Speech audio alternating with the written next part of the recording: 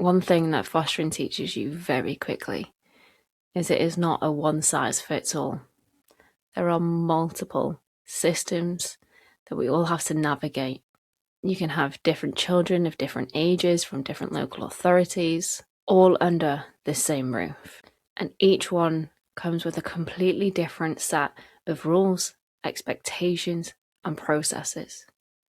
Different meetings, different languages, different thresholds, different pressures. And yet somehow we're expected to just hold it all together, emotionally, practically, spiritually, without it coming at a cost to us.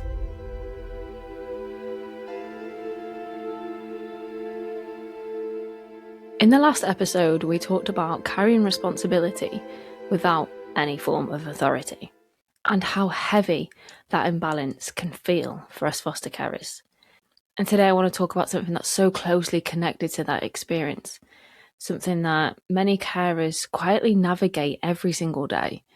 Often we don't have the right language for it, and it's rarely discussed. There's no training offered on this, and there's no true understanding. We're just expected to know.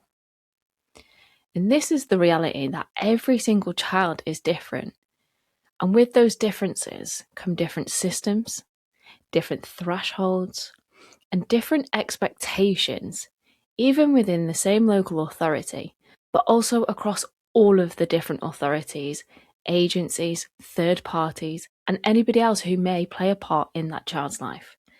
And yet, as carers, we're just expected to adapt seamlessly, constantly, and often without support or clear guidance as to know what different roles do, how they perform, or even what they need from us as carers. This episode is about naming that complexity and reminding ourselves that we are not navigating this alone, even when it feels like it, even when it feels like we are drowning in it. This is one of the most disorientating parts of fostering, and it's realizing that there isn't just one system. We're not just playing by one rule book. No, instead, as foster carers, we are living a life with multiple different systems that are shaped by age, developmental stage, perceived risk for the child, behaviours around the child, and even the placement type.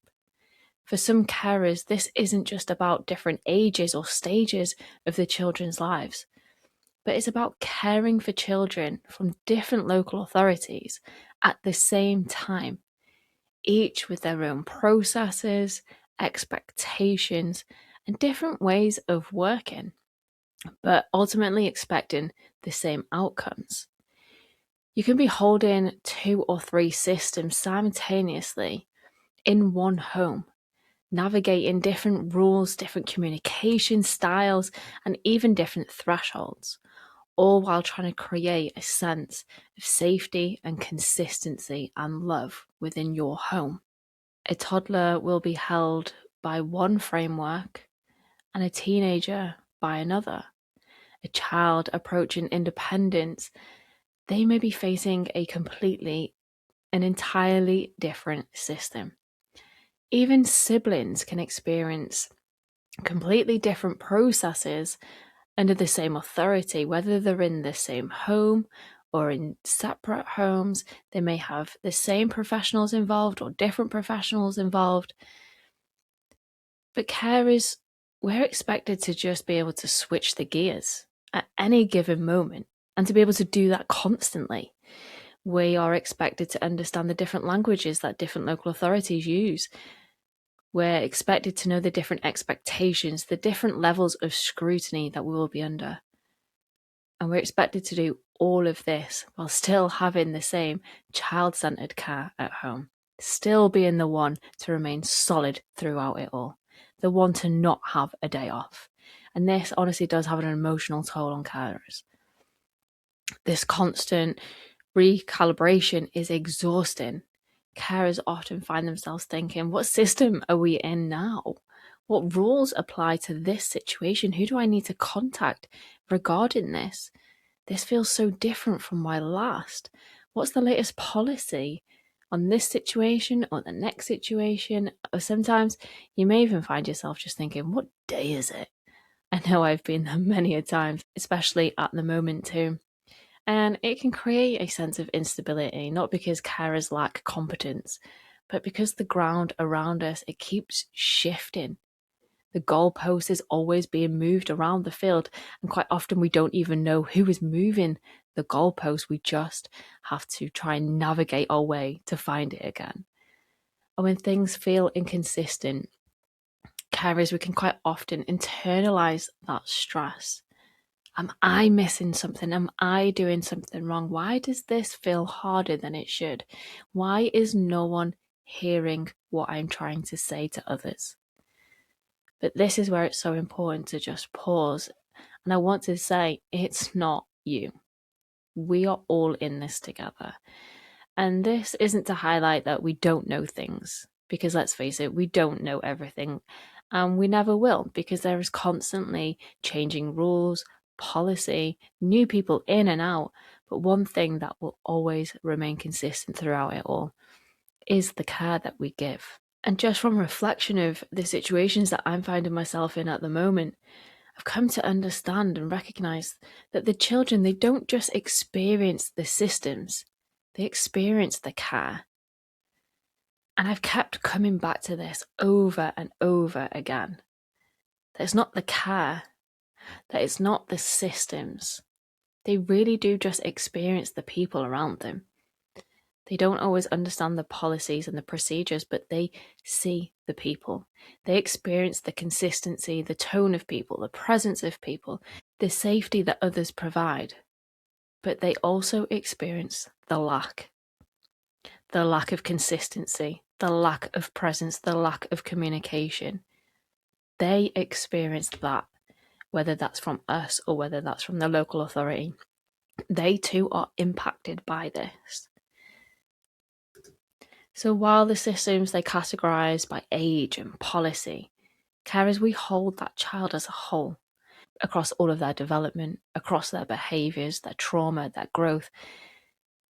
And it's in that gap between how systems work and how children live that is what's always carried by us quietly. The day in, the day out is a part of the unseen load. We're often seen as glorified babysitters, but in reality, we are so much more than that. This isn't failure. This is frontline care. And that constant exposure to failing systems and trying to protect the home from frontline attacks, it's emotionally and physically exhausting.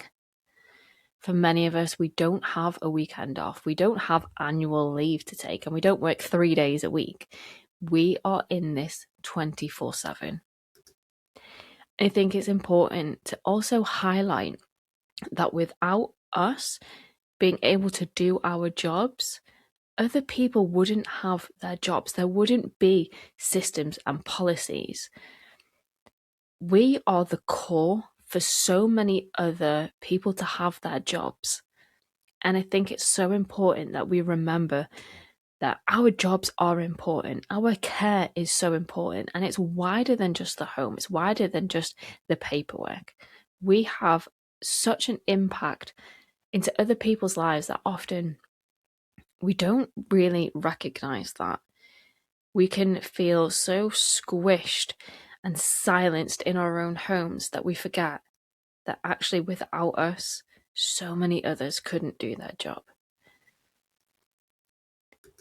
As well as recognizing that, I've also come to know that my faith has kept me steady throughout these shifting frameworks. And it's been such a grounding place for me, not just for being in my home, but also for the people that I work with, in the systems that I'm trying to navigate my way around. I understand that social workers, they come and go and the expectations shift and the frameworks are always going to evolve. But God's view over the child, that's not going to change. And God's view of me isn't going to change. But I have the power within me to pray for other people, to pray over the systems. And before I came on to record this, I heard so clearly a message from God. Are you praying to me, or are you coming to me for pity? God hears our prayers, and he has the power to change our prayers. He doesn't say, come to me with your pity and let me feel sorry for you. No, he says, come to me with your prayers, not your pity. And it can be so easy to be caught up in different situations, but like, oh God, why is this happening to me? And this is happening. No, God says, come to me with your prayer, because there is power in that. God knows the situation. He knows you. He knows the children. And when you come to it and say, Lord, I pray protection over my home. I pray protection in this situation. He doesn't need us to come to him to pity us, to feel sorry for our situation. No, there is power in our prayer. And scripture reminds us that each child is fully seen. He sees the children not just as a category or a case or a tick box exercise, but God sees all of us made in his image. Faith, it helps me to return to what is steady when everything else feels fragmented. It doesn't allow me to just bypass the complexity, but to stay anchored within it when it feels overwhelming. It helps to just be able to remember that we're not meant to hold this alone. We're to go to him with our prayers and not with our pity. To remember that we are all in this together with God, with one another, to be part of a team to make change. And this has helped me to remember that even though we have no authority, it allows me to remember that no man has authority. That we are still working with God's children, even in the mess of it all. He is shaping them and their journeys. Though it may often be hard to remember, a quiet time with the Lord, it allows us to slow down and remember that only he knows the plans that he has for us, the plans that he has for all of us. So if you're listening to this and you still feel tired from constantly having to adapt and re-navigate, constantly trying to figure out what's new, what's changed, and who people actually are around the children, whether you've had them for a long time or if they're new children coming in. And if you're holding multiple systems at once, if you're navigating age-based expectations that don't even fit the child that you're caring, I just want you to hear this. Your confusion, it doesn't mean incompetence. Your fatigue, it does not mean failure. And your questions, they don't mean that you're doing it wrong. They mean that you are paying attention. And carers everywhere, we're all navigating the same complexity. And yes, it can feel so lonely at times, but we are all in this together. And if you find yourself in these situations right now, come over to fosteringkingdoms.com and get in touch with us. Let us pray with you. God reminds us there is power in prayer. We're not here to pity you, to feel sorry for you, but to anchor in to God's presence and God's power over your situation. So this episode, this is about naming what us carers carry, not to overwhelm you or others, but to create the clarity, the connection, and open the spaces for more deep conversations. This episode isn't about solving systems, because we would all have our own solutions to the multitude of issues that we face day in and day out. And still, we all know that nothing would truly be solved, because it's not just the systems that we battle. Sometimes we find ourselves battling the people within those systems. But this is about recognizing the reality of caring across different spaces and different complexities. But it's about reminding ourselves that it's the steadiness that children experience when it comes from carers who adapt again and again, quietly and faithfully. If you'd like a quieter space to reflect on this, there will be a written reflection connected to this episode over at fosteringkingdoms.com.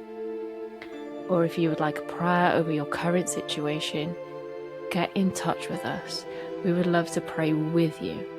You're not navigating this alone, and there is so much power in prayer. So thank you for listening to Fostering Kingdoms, and I'll catch you on the next episode.